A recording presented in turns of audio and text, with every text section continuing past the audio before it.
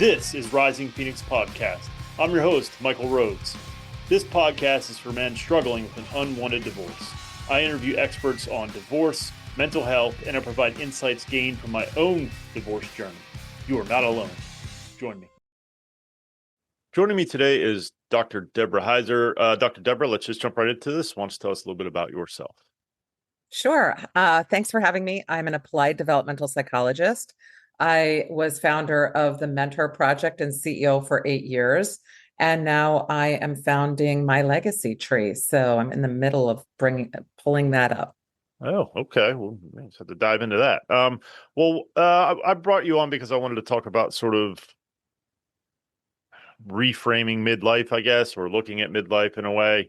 It's something that a lot of my listeners struggle with because it seems like that's kind of the time when divorces happen. Not always, obviously, but it seems like that's sort of the norm. And you talk about, the physical and the emotional. Can you talk a little bit about how that breaks down? So basically, when we're in midlife, we hit a point where we start to feel a little bit differently, right? We have a shift. Most people don't talk about this. And that's because most people are afraid to talk about things that have to do with aging when they're younger. And that's because we think of aging as an inverted V, where we have a steep incline in all of our abilities, running, talking, all of these things, and then a slow, steady decline. And that ends in death. So people aren't excited to talk about that. It's not like they're saying, wow, there's a pot of gold at the end. And so what most people, almost no people that I talk with know, is that there is an emotional trajectory that follows the same timeline. So just at birth, when we would have this inverted V happening, it starts at birth and it goes up and it never. So that's our emotional trajectory. So I tell my students, I'm in my mid-50s, I say, hey, you can run faster than me, but I'm happier than you, because we should expect to get happier as we get older. But when we're thinking about midlife and thinking about aging, we don't think about that. That we like to think about all the stuff, all of those boxes that we're checking, all of the things that make us feel like we're successful. And we forget to think of, how do I feel along the way? And most people start to feel better along the way. And that's what you should expect, is that you should start to not care what other people think about you. You should be at the point where you are saying, what do I want? What boxes do I want to check for myself?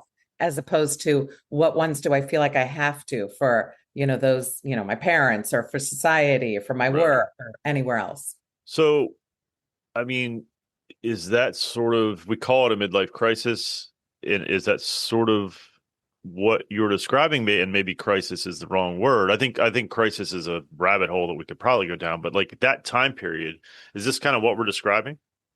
Yeah. So right around 40, I'll see a lot of people who will say things like, yeah, I just started a podcast, or I just started a blog, or I just started, I'm starting to do some things that are outside of what they had been doing before.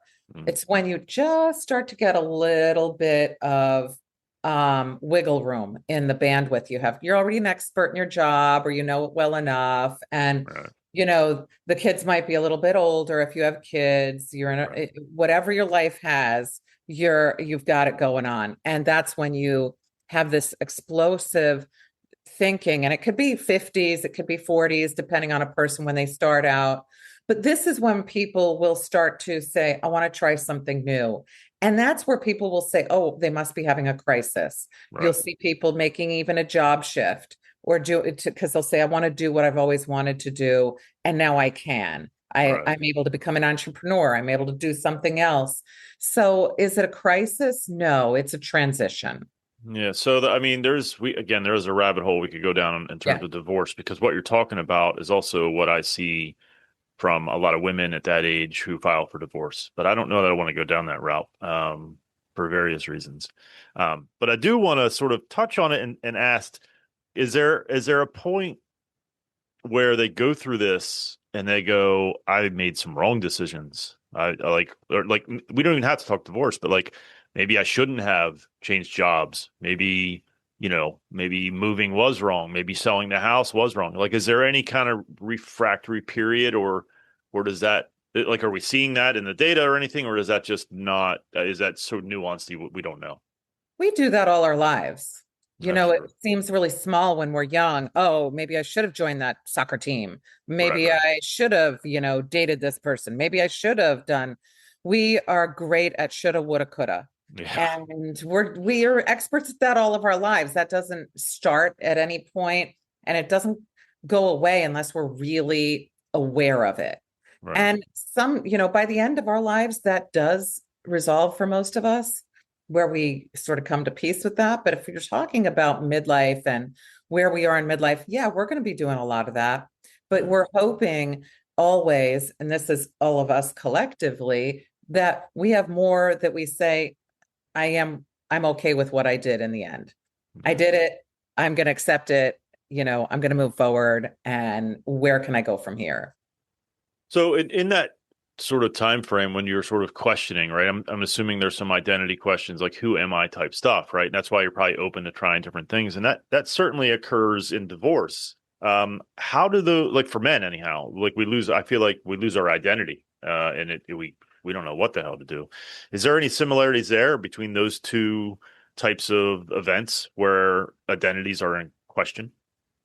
We have identity shifts all the time. So when you become a parent, you have a new identity. That's true. So it can be additive, and it can be something where it feels like you're losing something. That happens in retirement, where people use their identity as their identity card. It's just their title from work. And Right. when you lose that, you lose the other things. Very similar to divorce, where you're losing, a feeling of parenting, or being a husband or wife or whatever, where you have that role title of spouse, of significant other. So in terms of that, it's there. Our identity isn't one thing. Yeah. And so we're always adding to our identity. True. We're always shifting with it. But the big things where we tie a giant chunk of our life to it, that's where we really feel it when there's a shift or change in that. And you should expect to feel a shift and change in that. You should not be, if somebody is not feeling that, that's where I would be concerned. Yeah. Well, so what do you do? I mean, if you're suddenly faced with this and you don't know what your identity is, or that big chunk is gone or whatever, and maybe it feels like the rest is like grasping at straws, like how do you Mhm. move forward? So when I'm working with individuals on identity work, I like to talk about it with them in a way where I say, what else is there to you? Are you just your job title? Are you just a husband? Are you Right. just a what is it? And no one is just Sure. that nobody's just one thing. So most people though forget about all the other things they do. It's like we have amnesia about anything at all except for one. We have tunnel vision for one Right. thing, Right. not only the things that we do and the impact that we make in the world, but in who we think and feel we are. So if I were, a teenager and I said, I'm just a student, no, you're not. You're a million other things. So who are you? What do you like to do as a hobby? How do you spend your downtime? What did you spend your downtime doing beforehand? Yeah. What did you do before you got married? Who did you hang out with? What were the things that you enjoyed? I've seen people make big shifts, and this sometimes is a wake up call for people. So, an example of like retirement, which I'm just going to give this example because it's drastic. Yeah. So, one person was an artist, and he made his living as an artist, and he retired prematurely. Said, I don't want to do this anymore. I want to go do things that I haven't been able to experience. What if I die and I never get to do these things? Right. And he loved sports. So he couldn't travel the country watching sports. So he became a college team football bus driver, because he got to go on the field for all those games all Well, that's across the cool. country. Nice. And so I thought that was so clever. Yeah. So his identity shift was one where he said, I want to check the boxes I want to check. And I'm going to be, he didn't identify as a bus driver. He identified as a person who was on his mission to do the things that he wanted to do on his bucket list.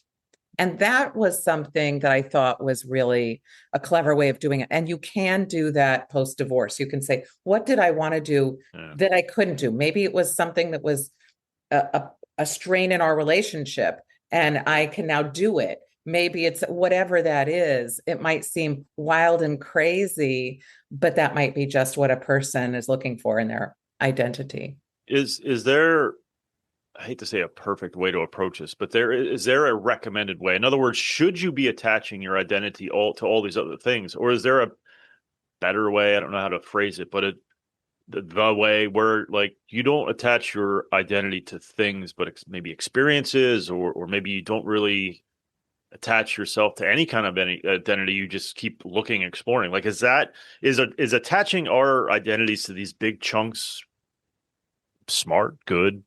Uh, yeah, you know what It's I mean? fine as long as you see the other things. We are good at attaching our identity to extrinsic things, Mm, things that other people make up.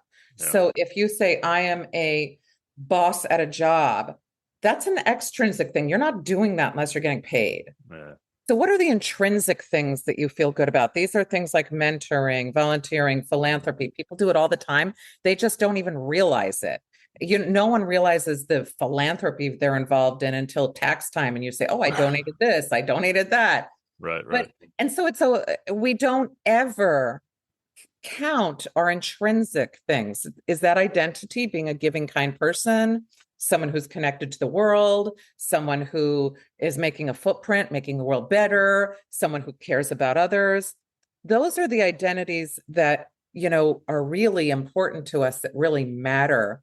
That when I've worked with people at the end of life, they don't care about any of their stuff. Mm, They don't care about any of those titles. They'll say, I don't care if I was like a fancy lawyer. They don't care about that. They only care about the intrinsic things, the things that you would do for no pay, yeah, the things that make you feel like you're an important person in the world. yeah. That's what we should be focusing on.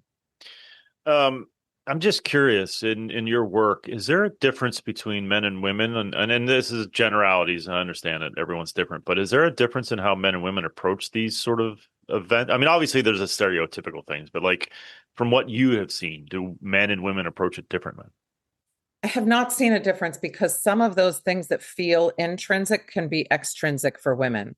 Childcare, things like that, that you would think must be intrinsically motivated, often feel extrinsic for women. So That's the identity of being a mom might be, I have to. And it can feel burdensome, even though they love their children and all of that, just like you might love your job or your title. So it's really teasing out. It's a little more complicated yeah, I'm sure. than most people think because you have to tease out. And I always like to talk about intrinsic and extrinsic. And I'll give you an example of what I mean by that. I tell people all the time, like, I do this in my classes. I'll say, how many of you would volunteer your time at a soup kitchen, giving out food and beverage to hungry, thirsty people? They all raise their hand eagerly. They're all going to do it. Why? Why do you want to do it? Because it makes me feel good. I'm a good person. I love doing that. It's a great way to spend time so that I can give back. And then I'll say to them, okay, pretend you're driving to this place where you're going to be giving out food and beverage and volunteering your time. And I call you and I say, hey, take a left and go volunteer your time at Starbucks instead. Give out food and beverage to hungry, thirsty people who come online at Starbucks. And they're like, ew, I wouldn't do that. And it's because one is extrinsic, that's going to Starbucks. The intrinsic is going to the soup kitchen.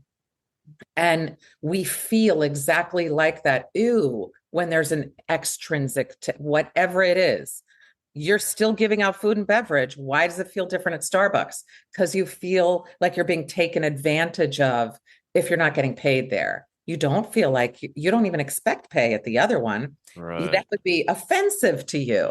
Right, right, right, So right. we have this in every aspect of our life, this little balance thing. Is it then a matter of sort of mindset or perspective then in the way in what you're doing? It's awareness. when people become aware of this, they see it. It's like all of a sudden you can't unsee it in places. And then that helps you to start to integrate ways in which you are making, impact, or ways in which you have your identity in new areas. So we're going to take a wide left turn here, and if this doesn't track, we can shift back. But I'd be remiss not to bring up something that's popping up in my brain, because you talked about I'll call it pressures for women to be mothers and motherly, but there's also, from what I can see and tell, this feministic, and I'm not saying that in a negative way, but the feminism pressure to be out in the workforce and to be, independent, their own woman. And there's reason for that, right? There's, that's legit, right? I mean, it wasn't that long ago when they couldn't even vote. So is there something happening in society where that pressure is just, I don't know. I feel like there's a topic here where women, and I don't know where I'm going with it exactly, but I feel like there is. I feel like I've seen in my ex-wife the push or call to be a mother, but I didn't really see her embrace being a mother. I know that sounds shitty, and I'm not trying to throw her under the bus, but just from my own eyeballs, she also has a career. She's a bit of a workaholic, and so I'm just curious if this is something that's like, I don't know where I'm going with this, but like I feel like this is not a good thing. Am I wrong? I'm not saying women need to be in the kitchen, chained to the kitchen, like baking and raising babies. It's not what I'm saying. I feel like there's this push-pull thing going on. What I can say is this: there's two sides to every coin. Yeah. And we put a lot of things on one side of the coin and feel like, well, it should be equal on both, and it's not. Yeah. And so what I mean by that is when we are saying, hey, there should be these roles for individuals, or people internalize a role.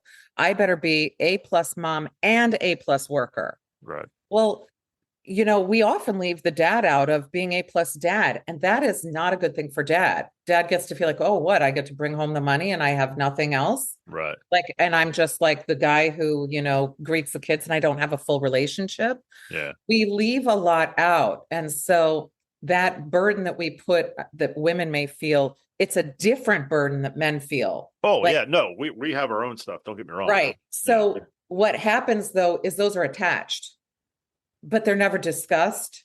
Yes, and so yes. we're, a certain age group, particularly those in midlife, it's starting to shift and change just a little bit. We now have paternity leave Right. that is becoming available. That wasn't. Yep. So the thought was always, yeah, men should be involved, but why would they take off for their kids Right. when they're born? Yeah.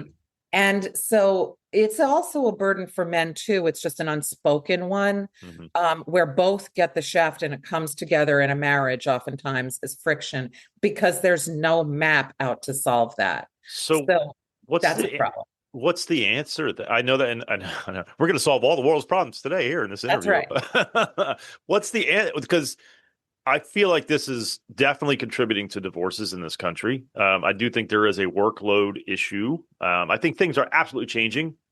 And this isn't to bash men or women. I'm just calling it like I see it. I think we all have, life is hard, man. We all have issues, right? We all have challenges and struggles. But what is the answer then to solve this? Because both sides are definitely feeling this immense pressure. There has to be talk before getting married, because we all do the assumptions. I go over this. I teach a gender class, and I always ask, so what are the roles of the mom in the house? And they can give distinct roles. Sure. Yeah. What are the roles of the dad in the house? And there are distinct roles. Yeah. And there's expectations that come with that. And then if you want to shift those expectations, you can't just assume that the other person is going to go along with it. You have to actually have a discussion about it. Yeah. And so a lot of people will talk about it, but there's also outside forces. What do grandparents think about things when the kids are born? And right. Then there's the sisters and brothers and friends. What are they? Every bit of that has to be considered. Yeah. So I think that people are in a position right now where it's really difficult. Is it their fault? No, it isn't. The society is changing along the way, but it's so slow. It's really, and our ways of thinking aren't wrong or bad. It's that we haven't matched up those two sides of the coin to say, hey, if I'm doing this, what's happening on the other side of the coin? We are usually only focusing on one half of the coin. Yeah. I mean, and you're right, because when I think about it in my childhood, like so, what we experienced, my mom didn't really, she worked a little bit, but not really. She took care of the cooking and the cleaning, the laundry and all that stuff. And dad was a truck driver, and he did all the, the mowing and the yard work and all that stuff. So that was my template. And then it became changed, but no one had that discussion. Me neither. Like I'm a guilty party as well. I didn't have that discussion either. So I guess, I mean, it sounds so cliche, right? But the answer is communication, right? It is communication, and it's having a starting point, because where do you start? Yeah. Do you just jump in and say, "Hey, give me a list of all the things you assume that I'll do when we get married." Yeah. That's not a great conversation Right. starter. Right. That Yeah. might not end well. No. But part of it is really just having some of those discussions that are lighthearted, like, well, what do you see for your future? What do you want? And oh, how could we make that work so that I can get what I want also? And I see this particularly being I see these good conversations with people who maybe even switch some of the roles, where dad stays home for a while, Sure. mom stays home, or dad is doing a job that doesn't get paid as much for a certain number of years. Yeah. They may say, I'm going to focus on insurance. I'm going to focus on whatever, who can get the better benefits. And that takes some of that, you know, demasculinization of men out of it, and the, hyper focus on the importance of childcare for women, so that both can embrace it. If you put the target not on a person's gender or masculinity or femininity, and you put it on a target, that's sometimes helpful. Is that what we do? Do we make our own issues? I mean, I know we do, but I mean, in terms of like, um, these buckets and these stereotypes and it's because it's easier in a lot of ways, right? You don't have to think about like, this is a man and he does masculine things, and that's what he does, and she's a woman, right? Like, don't we sort of limit ourselves by doing that kind of stuff? I think we're trying to be efficient. Yeah, true. I'm going to be efficient, and great. If we have everything mapped out and it's based on our assumptions, then it'll go quickly and smoothly. But then there's the whole resentment, and things can be, you can even have these discussions and still feel the resentment. If somebody's, because if you're working and taking care of kids, but that assumption is that you should be feeling it or loving it or into Right. it, um, you're going to resent it. Yeah. And if you are someone who's out working and you come home and you don't get to have everybody, no one gives you credit or gives you any identity as a really important 100% role in that parenting, you're going to resent it. Yeah. You're going to resent the other person. And it may not be that the two people were even putting that out there. It could be that that's, Yeah. what you get from work. I know that when I talk to people who are at work, they'll say, I have to sneak to make my phone calls to the school or to the doctor office, or to make my trips to the doctor office with my children, because the role is expected to be of a woman and Yeah. I'm a man, and I Oh yeah. can't be doing that. That's not going to look good at work. Oh yeah. Nobody likes to be the trailblazer. Yeah. Yeah. No, I can remember those pressures. I have two daughters, and I mean, they're not that old, 16 and 11. And when they were younger and we were together, there would be time, because she had a career, because she was working. There were times when I had to pitch in, and there were definitely male bosses that were like, come on, man. Like, what are Yeah. you really? I got to go again. I'm like, well, they're sick. What do you want? What the fuck you want me to do? Yeah. Yeah, and it's I do think it is changing because of things like paternity leave, but man, is it a slow and yeah, and by the way, no one really had the conversation with us about it. It just sort of started changing, and I don't think we were ready for it. I certainly don't think I mean, I wasn't. Again, my template was this, mom at home doing those things, and now I'm at this. It's like, what is this? No, nobody told me. It's hard because your imagination, if you were to think of, the stories that you were told as a kid, the fairy tales, the Disney movies, Mhm. they had a narrative. Now they're starting to change those, but there was a clear narrative.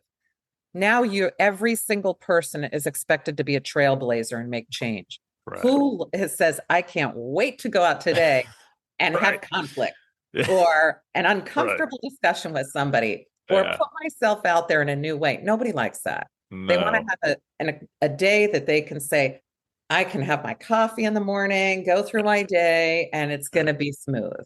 Yeah. Yeah. I think I'm one of the rare ones that decides to do the other thing for some reason. This- Speaking of, so let's shift back. So one of the answers, one of the things you talk about, mentorship is as medicine, and that can be sort of how you get through this sort of identity struggle, this midlife awakening or crisis, whatever terminology you want to use. That mentorship is sort of the answer, and I wholeheartedly agree. It's why I'm here doing what I do. But can you talk a little bit about that? How is that a path to solving or dealing with your midlife awakening? So we all need to feel like we matter, like we have a footprint, like we belong in the world, or that we made a difference in the world. Nobody wants to feel like you were just a blip, Right. and so mentoring is one of those things. There are different ways that we can experience the same thing that we get from mentorship. That's volunteering, that's philanthropy. Um, but mentorship is the only thing where you're generating something from you and putting it out.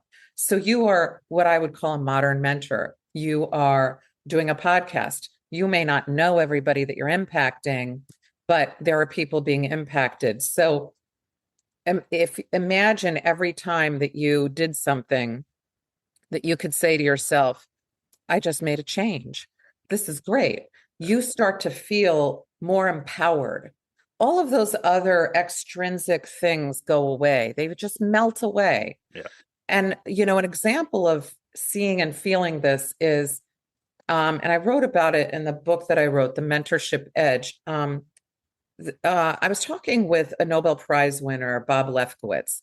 And, if you hear Nobel Prize winner, you think that guy's got no problems, Right. right? But he was like, I was stuck because I really wanted to know why me? Why did I become a Nobel Prize winner? I'm a guy who grew up in the Bronx and, Yeah. I didn't do anything unusual. Why me? And so he made up a legacy tree for himself that's like ancestry.com, but with his mentors, just to see where he got to where he was. Oh, that's And he interesting. mapped it out. And then, like any person at his level would do, he published it. He put it Yeah. in a journal. Like he didn't just Yeah. save it Right. for himself. Right. Right. And when he did that, he went to a conference and somebody came up to him and he said, Bob, I'm 6 degrees Lefkowitz. And he was like, what are you talking about? He said, oh, I read your article and there are 5 people that work between you and me. And Bob said, tell me about what you're doing. And the guy told him, and he heard his own words and he heard his own work in this guy he'd never met who was 6 degrees away from him. So mentorship unlocks. He said it was the most moving moment other than his kids and wife, that he'd had.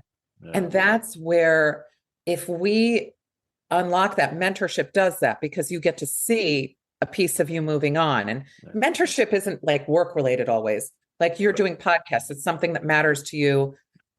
It's passing down religion, it's passing down culture, values, traditions. Every holiday, you don't walk into a house and go, what's going to happen today? Right. You have an expectation. And, that's like powerful grandmas and grandpas who've been passing that down for generations. That's mentorship. So you don't have to have a degree to do it. No. You don't have to have any, you just have to have a value that you want to pass on. So I obviously get feedback from time to time, which is helpful, right? That gentleman went up to him and told him, and that feedback it creates the reinforcement or whatever, right? It's like, okay, I am making an impact. But the amount of people that listen, and the amount of people, and this is a selfish, woe is me moment. The amount of people that listen, and the amount of people that tell me that they're getting value out of it, it's way different. And sometimes I do struggle when I don't get a lot of feedback.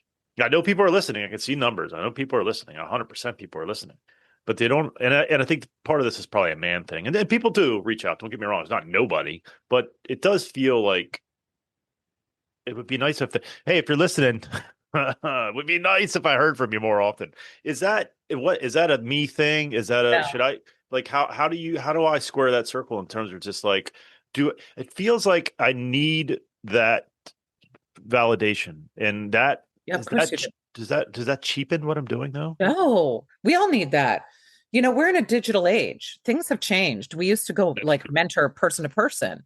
Yeah, that's true. And you got that feedback then. You may Yeah. not know how far reaching it became, Right. but you knew that you mentored somebody. Yeah. Now we have ways in which we can do that through blogs and through podcasting and other things. Yeah.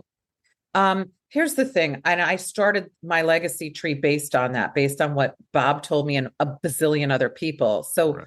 when I was running the Mentor Project, people that had done world-changing things, astronauts, famous people, comedy writers, everything would say, I don't feel relevant. I don't feel connected. I need to feel connected. They needed that mentorship to get that validation that you're talking about. Yeah. There's nobody who doesn't need that. Yeah. So I realized that we need to have a way to do something, like how you go to ancestry.com and you can see your relatives. Yeah. Well, when I look, I'm like, what have they done for me? Like it's not like I don't care about them, but I don't know them. Right. Yeah. Yeah. Um, Yeah. but the other thing is LinkedIn. Like, I don't know Mm. who's really connected with who. Is it, the lunch lady at school? Who is it? Like, who are you, connected with? And is Right. that a real connection? Right. So I wanted to make something so that people could feel validated and make a legacy tree for yourself that allows you to have your connections, but they have to actually be connected. Yeah. That way, if somebody listens to you, if you put a note up there that says Yeah. podcast and Yeah. somebody says, "Ooh, I'm going to connect there with that," Yeah. that person, you touch that person. Yeah. Yeah. Then Yeah. you can see that person where they go from there. So it makes that instead of a That's, family tree, yeah. your own personal impact tree where you're making impact in the world. And then it becomes a gigantic, it looks like one of those early internet maps. It's just beautiful. It's so colorful and amazing because we're all making impact. We just don't remember it. We feel disconnected from it.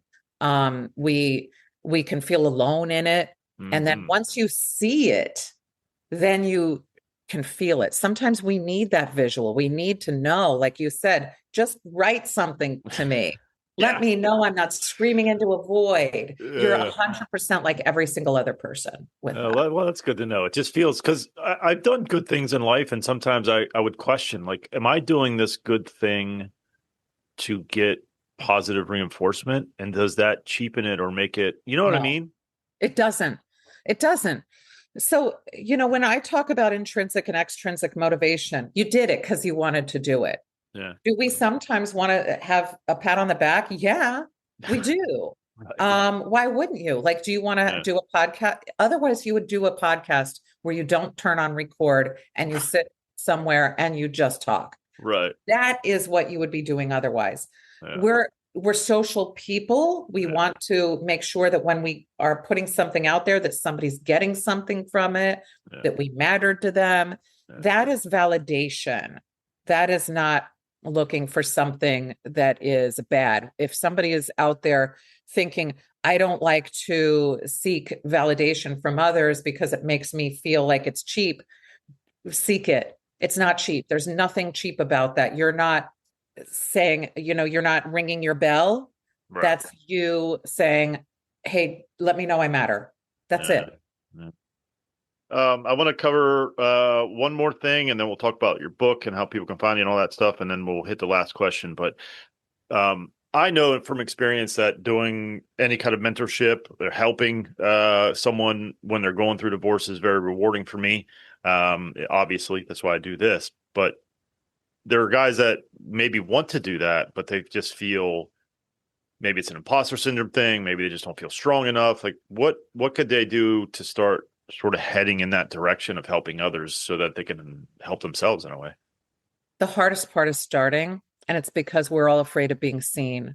Mm. And that's because we're afraid that somebody's going to be like, why are you doing that? Right. Like you Right. think you can do that?